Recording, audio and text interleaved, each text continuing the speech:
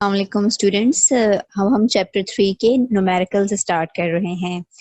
अच्छा, तो हम स्टार्ट करेंगे न्यूमेरिकल नंबर 3.2 से, which is a car is waiting at a traffic signal when it turns green. A car is waiting at the traffic signal. Waiting at the traffic signal का मतलब क्या है कि कार रेस्ट में है, तो initial velocity of the car कितनी हो जाएगी? 0। ठीक है। When it turns green, जैसे ही आपका ट्रैफिक सिग्नल जो है वो ग्रीन होता है, कार मूव करना स्टार्ट करती है विद अ कांस्टेंट एक्सेलरेशन, और इसकी जो कांस्टेंट एक्सेलरेशन है वो आपको गिवन है 2 मीटर पर सेकंड स्क्वायर। अच्छा, फिर लिखा हुआ है एट द सेम टाइम, बिल्कुल इसी वक्त बस भी ट्रैवल करना स्टार्ट करती है लेकिन कांस्टेंट स्पीड के साथ, और बस की जो कांस्टेंट स्पीड है वो आपको कितनी गिवन है, which is 10 metre per second. तो बस की जो कांस्टेंट स्पीड आ गई वो आ गई 10 मीटर पर सेकंड। अच्छा देखिए, अगर कांस्टेंट स्पीड की बात की है तो इसका मतलब बात ये की है कि आपका जो आपकी जो इनिशियल और फाइनल वेलोसिटी की हम बात नहीं करेंगे, स्पीड बस कांस्टेंट है। स्पीड कांस्टेंट एक और चीज को शो कर रही है कि आपकी जो एक्सेलरेशन है वो क्या है, बिल्कुल कांस्टेंट है। तो कांस्टेंट एक्सेलरेशन है तो इसका मतलब बस की जो एक्सेलरेशन आ गई वो कांस्टेंट है, और बस की जो वेलोसिटी आ गई वो कांस्टेंट है। जब वेलोसिटी कांस्टेंट है तो एक्सेलरेशन का सवाल ही नहीं उठता, क्योंकि एक्सेलरेशन क्या होता है, rate of change of velocity. जब वेलोसिटी चेंज ही नहीं हो रही तो एक्सेलरेशन यहाँ पर होगी ही नहीं। ठीक है। और फिर आपसे पूछा हुआ क्या है कि how far beyond starting point will the car overtake the bus, के how far, far means distance. ठीक है, कि कौन सा डिस्टेंस होगा जिस वक्त कार ओवरटेक करेगी बस को, उसको हमने ले लिया एस। फिर आपसे पूछा हुआ है कि how fast will the car be moving, car कितनी तेज मूव कर रही होगी। मींस कि आपसे final velocity of the car पूछिए, initial velocity of the car आपको गिवन थी। तो अब हम इसका सॉल्यूशन स्टार्ट करेंगे। तो सॉल्यूशन भी हम इसी तरीके से करेंगे कि पहले हम कार के लिए काम कर लेंगे, फिर हम किसके लिए काम करेंगे, बस के लिए काम कर लेंगे। तो हम सॉल्यूशन स्टार्ट करते हैं। सॉल्यूशन स्टार्ट कर रहे हैं हम फॉर कार। ठीक है। अब कार के लिए अगर मुझे डिस्टेंस पता करना है तो मैंने उस डिस्टेंस को लेट सपोज क्या ले लिया, s1 ले लिया। तो s is equals to v i t plus half a t square. ठीक है, मैं v f s 2s is equals to v f square minus v a square वाला फॉर्मूला इसलिए यूज नहीं करी क्योंकि मेरे पास वी एफ नहीं है, और यहाँ से हमारे पास टाइम भी आ जाएगा। तो initial velocity of the car data में कितनी थी, 0। ठीक है, टाइम आपको यहाँ पे नहीं पता। अच्छा, फिर आपको हाफ और एक्सेलरेशन भी कार की गिवन थी विच इज 2। ये कैंसिल हो जाएगा, 0 से t मल्टीप्लाई हुआ 0, तो सिर्फ यहाँ पे क्या बच गया, टी स्क्वायर।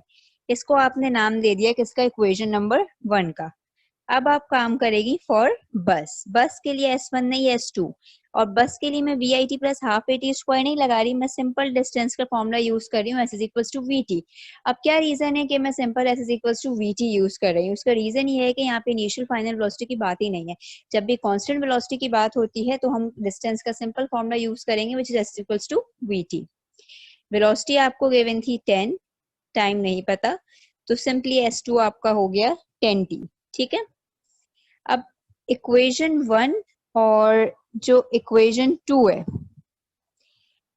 लेकिन यहाँ पे क्या लिखा हुआ है कि when the car overtake the बस, जब कार ने बस को ओवरटेक किया था तो वो दोनों बिल्कुल सेम पॉइंट से मूव की थी ना, कि एट द सेम टाइम बस स्टार्ट। जैसे अगर आप यहाँ पे देखें इसके सवाल में लिखा होता है एट द सेम टाइम बस ट्रेवलिंग विद कांस्टेंट स्पीड, मतलब जिस वक्त कार ने ट्रेवल करना शुरू किया उसी वक्त बस ने ट्रेवल करना शुरू किया। तो यहाँ पे S1 is equals to S2 ही है। तो जब S1 is equals to S2 है तो equation 1 and equation 2 can be written as S is equals to t square, और ये S is equals to 10t। मतलब S1 और S2 की हमें नीड ही नहीं है। तो अब हम क्या करा सकते हैं, कंपेयर करा सकते हैं दोनों इक्वेशंस को, क्योंकि दोनों की लेफ्ट हैंड साइड जो है हमारे पास इक्वल है। तो हमने करा दिया compare equation 3n 4 means t square is equals to 10t। एक टी से एक टी कैंसिल हो गया, तो टाइम आ गया आपके पास 10 सेकेंड। अब इस टाइम को आपकी मर्जी है कि आप कहीं भी पुट कर लो, इक्वेशन 3 में पुट करो या इक्वेशन 4 में पुट करो, आपके पास डिस्टेंस आ जाएगा और डिस्टेंस सेम आएगा चाहे आप 3 में पुट करो या 4 में पुट करो। मैं इसको इक्वेशन 3 में पुट करके आपको दिखा रही हूँ। s is equals to t square, t क्या है 10, तो डिस्टेंस आपका आ गया 100 मीटर। ठीक है, अब आपने क्या पता करनी है, फाइनल वेलोसिटी ऑफ कार। उसके लिए आपने फॉर्मूला लगाया VF is equals to VI plus AT। ठीक है, VF आपको नहीं पता, इनिशियल वेलोसिटी आपको पता है, car was standing at the traffic signal so it was 0, acceleration was given which is 2 and time we have calculated it is 10। तो ये जो आपका आ गया 2 10s are 20 metre per second. तो आपकी जो फाइनल वेलोसिटी आ गई वो कितनी आ गई, 20 मीटर पर सेकेंड।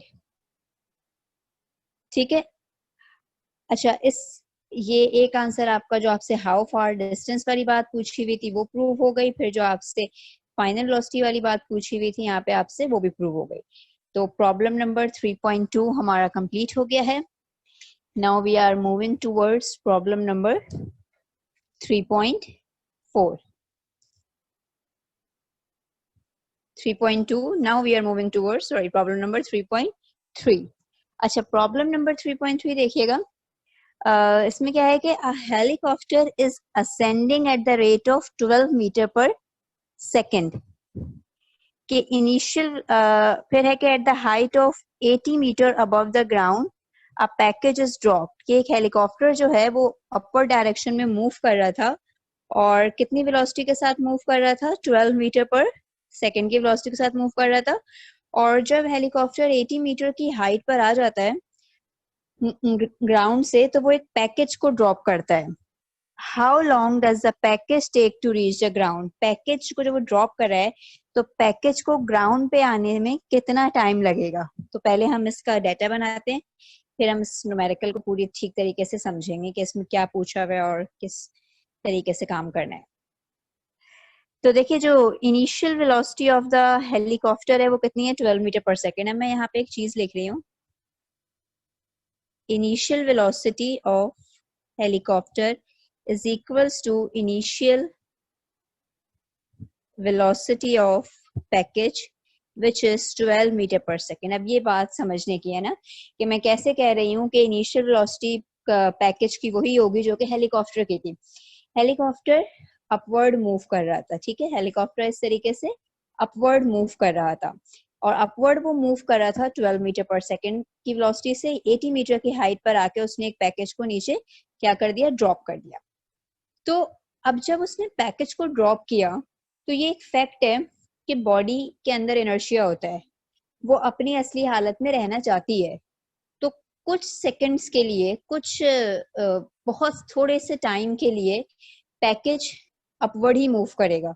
मतलब पहले पैकेज वो मूव कर रहा था, हेलीकॉप्टर के अंदर था, तो जैसे वो हेलीकॉप्टर से ड्रॉप होगा तो जो उसकी इनिशियल वेलोसिटी थी इस तरीके से, वो पहले ऐसे ही मूव करेगा। अब कोई फोर्स नहीं है उसको ऊपर ले जाने के लिए, तो अब ड्यू टू ग्रेविटी उसने नीचे ही आना है। तो initial velocity of the package वही होगी जो कि initial velocity of the helicopter है, और वो कितनी हो गई, 12 मीटर पर सेकेंड। और पैकेज का जो डिस्प्लेसमेंट है वो कितना हो जाएगा, 80 मीटर।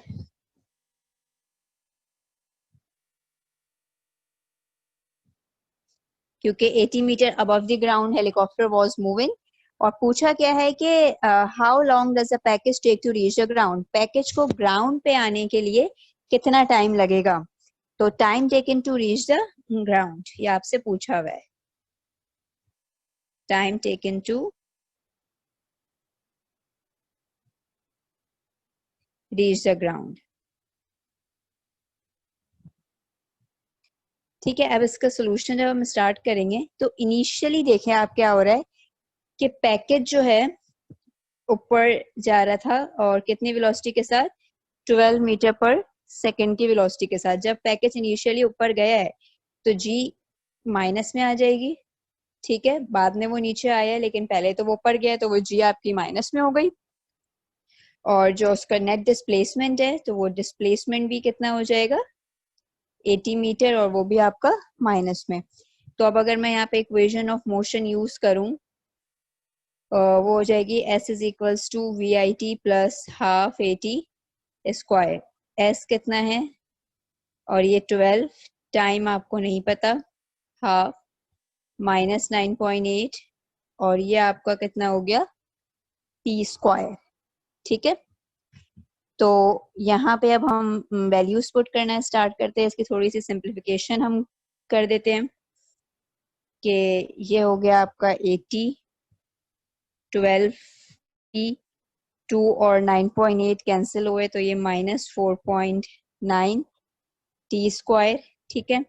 अब इक्वेशन को जरा क्वाड्रेटिक फॉर्म में हम यहाँ पे लिख देते हैं।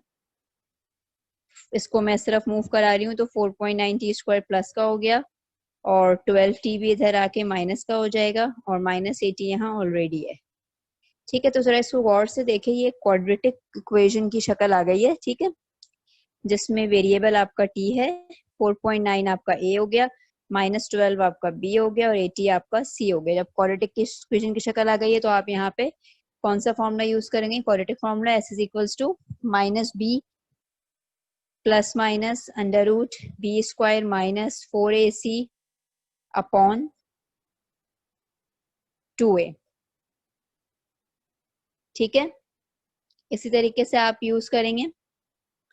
तो अब यहाँ पे आपने वैल्यूज पुट कर देनी है कि जो आपके पास b है वो क्या है, -12, और यहाँ ऑलरेडी माइनस है, तो माइनस माइनस प्लस हो गया, बी स्क्वायर मीन्स -12 का स्क्वायर, 4a आपका क्या था 4.9, और c आपका -80 है, 2a, a आपका 4.9, ठीक है।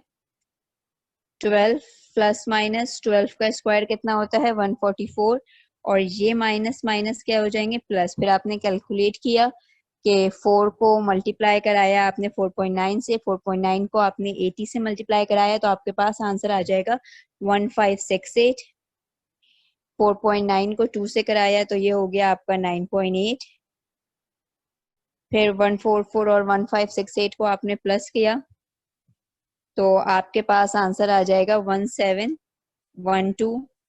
अब आइदर और वाली कंडीशन आएगी, ठीक है।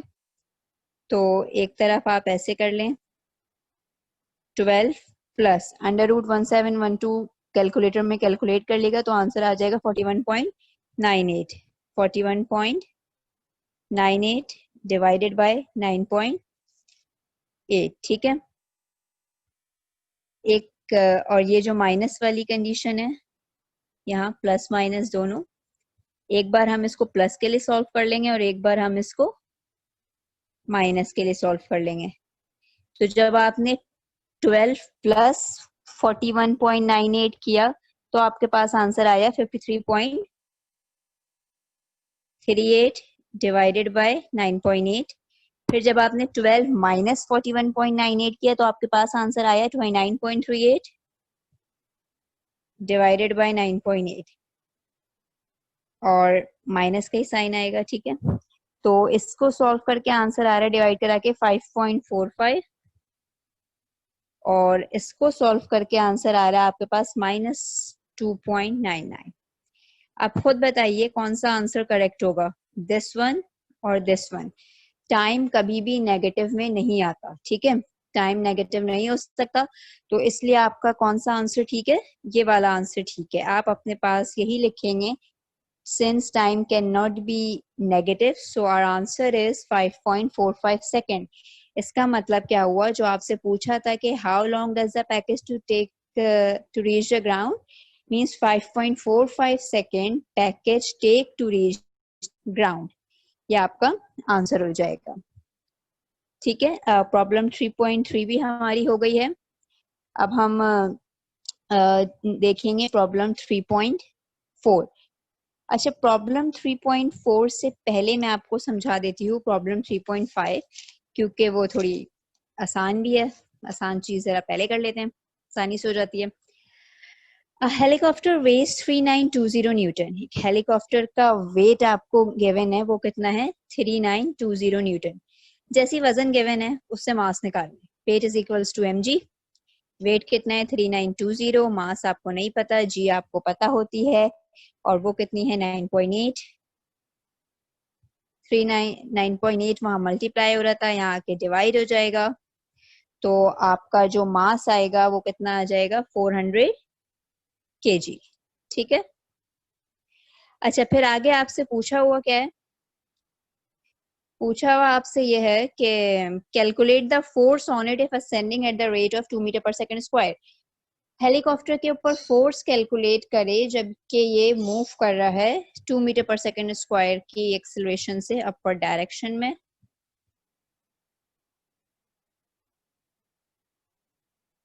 अच्छा अब फिर आपसे ये पूछा हुआ है कि if it is moving up with a constant speed और 4 मीटर पर सेकंड, कि अगर ये कांस्टेंट स्पीड से मूव कर रहा है 4 मीटर पर सेकंड की, तब आप इसके ऊपर फोर्स को कैलकुलेट करें। तो काफी आसान न्यूमेरिकल है ये। अच्छा अब इसका जो अकॉर्डिंग टू सेकंड लॉ देखिएगा कि एक तो इसके ऊपर वो फोर्स है, ठीक है, जो इसको अपवर्ड लेके जा रही है, और एक इसका वेट है, and according to Newton second law ma। मैं वेट के साथ माइनस साइन लगा रही हूँ क्योंकि वेट हमेशा डाउनवर्ड होता है और वो फोर्स जो हेलीकॉप्टर को ऊपर लेके जा रही है वो जाहिर सी बात है वैसे भी वेट से ज्यादा है, इसलिए भी वो पॉजिटिव है, ज्यादा है, जब भी वो उसको अपर डायरेक्शन में मूव करवा रही है, और हमने इसी फोर्स को कैलकुलेट करना है। ठीक है, तो वेट तो आपको पता है, वेट कितना है 3920, मास आपने कैलकुलेट कर लिया था 400, एक्सेलरेशन कितनी है इसकी 2 मीटर पर सेकंड स्क्वायर, तो ये हो गया 800। 3920 माइनस हो रहा था, वहां आके क्या हो जाएगा प्लस हो जाएगा। अब आपने 3920 और 800 को प्लस किया तो आपके पास आंसर आ जाएगा 4720। तो ये 4720 न्यूटन आपकी वो फोर्स आ गई जब हेलीकॉप्टर एक्सेलरेशन से अपर डायरेक्शन में मूव कर रहा था। अब पार्ट 2 में आपसे क्या पूछा हुआ था कि जब वेलोसिटी क्या थी हेलीकॉप्टर की कांस्टेंट थी, तो बेटा constant velocity shows acceleration is zero, क्योंकि एक्सेलरेशन जब भी होगी जब वेलोसिटी चेंज हो रही होगी। अपर डायरेक्शन के लिए फॉर्मूला तो हम यही लगाएंगे, लेकिन एक्सेलरेशन की जगह हम क्या पुट कर देंगे जीरो, और जब एक्सेलरेशन की जगह हम जीरो पुट करेंगे तो वेट आपका आ गया 3920, तो F minus 3920 is equals to 0, और ये माइनस का था वहां जाके किसका हो जाएगा प्लस का। ये वो फोर्स आ गई जब हेलीकॉप्टर कांस्टेंट एक्सेलरेशन के साथ कांस्टेंट वेलोसिटी के साथ मूव कर रहा था, तो इसका मतलब उस वक्त हेलीकॉप्टर को ज्यादा फोर्स नहीं लगानी पड़ रही, बस उतनी ही फोर्स लगानी पड़ रही है जितना कि उसका वेट है।